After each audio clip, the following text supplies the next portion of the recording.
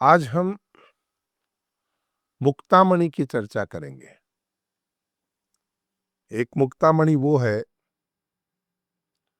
जो समुद्र में सीप के अंदर पाई जाती है। कहते स्वाति नक्षत्र की बूंद जब उसमें गिरती है तब मोती बनता है, और उसके लिए स्वाति नक्षत्र हो, उस समय बरसात हो, फिर उस मोती का निर्माण होता है। हम यह दो तरह की बात कर रहे हैं। एक उस मोती की जो समुद्र में पाया जाता है, एक उस गुणों के मोती की जो राम कथा रूपी अथाह सागर में पाया जाता है। और उस मोती की माला पिरोने के लिए, माला बनाने के लिए हम निकले हैं कि किस किस तरह के मोती हैं वो। जैसे पिछले भाग में हमने चर्चा की थी कि मणि मानक मुक्ता छवि जैसी मणि कहाँ पाई जाती है? सर्प के सिर में, माणिक पत्थरों में, गजमुक्ता हाथी के दांत में। आज चर्चा करेंगे वो है सागर का मोती। कहते हैं ना, बसरा का मोती, सागर का मोती है। आज हम उन मोतियों की चर्चा करेंगे। वो मोती सागर के मोती हैं, वो सांसारिक मोती हैं, लेकिन राम कथा की एक एक चौपाई मोती है, मणि है। और उनका ध्यान करते समय आज हम उस मुक्तामणि की तरफ ध्यान देते हैं कि राम कथा कि वो मुक्तामणि का निर्माण कैसे होता है। उसके लिए गोस्वामी जी ने कहा, हृदय सिंधु सागर होना चाहिए ना। तो जो संसारी मोती बनता है उसके लिए तो कोई हिंद महासागर है, प्रशांत महासागर है, उनके किनारे पे बनते हैं। लेकिन यहां जो ज्ञान का मोती है उसका सागर कहां है?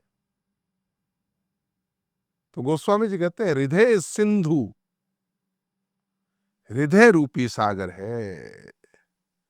हृदय सिंधु मति सीप। तुम्हारी जो मति है, हृदय रूपी सागर से मति रूपी वो सीपी पात्र भी तो होना चाहिए ना भाई। एक हाथ से ताली नहीं बजती।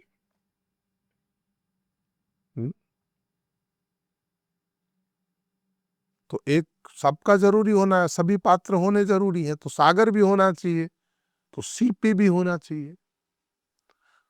तो सागर है तुम्हारा हृदय। गुरु की कृपा से, भावनाओं से ओतप्रोत, गुरु के ज्ञान के ओत से ओतप्रोत आपका हृदय, हृदय सागर। और वहां तुम्हारी समझ, तुम्हारी मति वो वो वो सीप है। इसलिए गोस्वामी जी ने कहा, हृदय सिंधु मति सीप समाना। हृदय सिंधु मति सीप समाना। स्वाति शारदा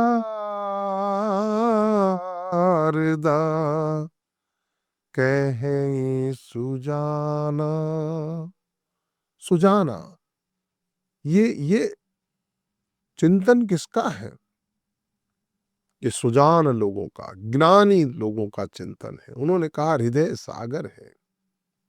और हृदय सागर है तो बुद्धि सीप है, तुम्हारी समझ सीप है, तुम्हारी मति सीप है। और मति प्राप्त करनी हो, सुमति प्राप्त करनी हो तो हनुमान जी से प्रार्थना करें, कुमति निवार सुमति के संग। आप मेरी कुमति का निवारण कीजिए, सुमति का संग करवाइए, ताकि मेरी सुमति से और मेरे हृदय रूपी सागर, प्रेम का सागर, हृदय में जो प्रेम का सागर हिलोरे मार रहा हो,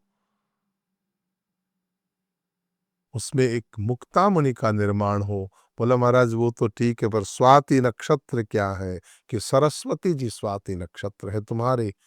जब ये दोनों एक होते हैं तब सरस्वती जी स्वाति नक्षत्र के रूप में आती है, बरसती है। स्वाति नक्षत्र यानी मन का तर्क, चित्त का स्मरण और अभिमान का दृढ़ निश्चय। तो जो बरसई बरबारी विचारू, हो ही कवित मुक्तामणि चारू। अब बरसात हो, तीनों चीज हो गई, तो वहां पे भाई सीप हो गई, स्वाति नक्षत्र हो गया, और स्वाति नक्षत्र के अंदर अब बरसात होनी चाहिए। तो सब कवियों की बुद्धि से जो ज्ञान निकलता है, बुद्धि में श्रेष्ठ विचार रूप का जो जल बनता है, वो सब सीपी के अंदर जाकर के उस मुक्तामणि का निर्माण करते हैं। वो जब बरसता है, बरसई बर बारी विचारू, हो ही कवित मुक्तामणि चारू। और जब सरस्वती जी आती है तो बरसा लेकर के आती है।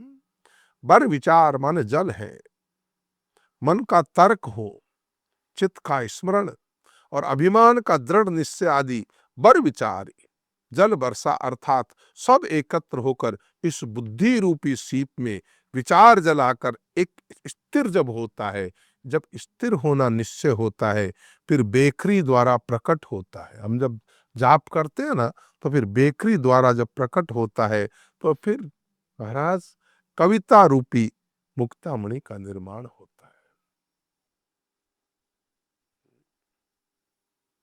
गंभीर बुद्धि वाले हृदय में, यानी हृदय सागर हो, उस हृदय सागर की गहराई में जाना पड़ेगा, नहीं तो बाहर तैरने वालों को कुछ नहीं मिलता। तमाम उम्र गई अश्क के बहाने में, मजा मिला है उभरने का तो डूब जाने में। गहराई में जाने वाला कोई हो, उस हृदय की सागर की गहराई में जाकर, गंभीर बुद्धि वाले हृदय में श्रेष्ठ मति के कारण कि ये उत्तम वाणी के रूप में प्रकट होती है। क्योंकि सरस्वती जी को पहले ही कहा, उसका निकास वाणी के रूप में प्रकट होकर जब ये कविता का रूप लेती है तो बरसात होती है। बरसई जो बरसई बरबारी विचारू, और जब कविता रूप लेती है तो फिर ये जो चौपाइयां आप सुन रहे हैं, हृदय सिंधु मत सीप समाना, स्वाति शारदा कहीं सुजाना, जो बरसई बरबार विचारू, हो ही कवित मुक्तामणि चारू। चारू माने बहुत अच्छी लगने वाली उस मुक्तामणि का निर्माण होता है। वाणी प्रकट होकर शुद्ध विचार कविता रूपी प्रकाशित होवे तो बड़ी सुंदर सुहावनी होती है। परंतु सीप के मुख में पड़ने से जैसा मोती होता है, ऐसा अनमोल पदार्थ स्वाति जल से कहीं नहीं होता। तो जो गंभीर हृदय वाले सुकवि की मति को सीपी के समान कहा है, और जो इससे राम यश गाएंगे वो सुंदर कविता निकलेगी। जो राम कथा हम करते हैं तब बरसात होगी, और जब बरसात होगी तब मुक्तामणि का निर्माण होगा। और इसी के साथ आज के इस अध्याय का हम यहाँ समापन करते हैं। अभी तो ये तो श्रीमद् रामचरितमानस की यात्रा है जो लेट्स माइक के जरिए हम जारी रखेंगे। आप सुनते रहिए। आज के लिए हम यही विराम देंगे। आपका मंगल हो। आप सुन रहे थे let's mike more than radio. Follow कीजिए हमें हमारे सोशल मीडिया प्लेटफॉर्म्स पर। It's time for news. It's time for more than radio. Presenting the first radio news app, Let's Mike.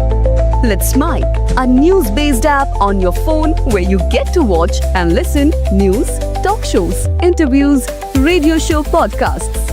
On Let's Mike, you get all relevant information of TV, print, radio, podcast, and digital. Let's Mike talks about every segment of life.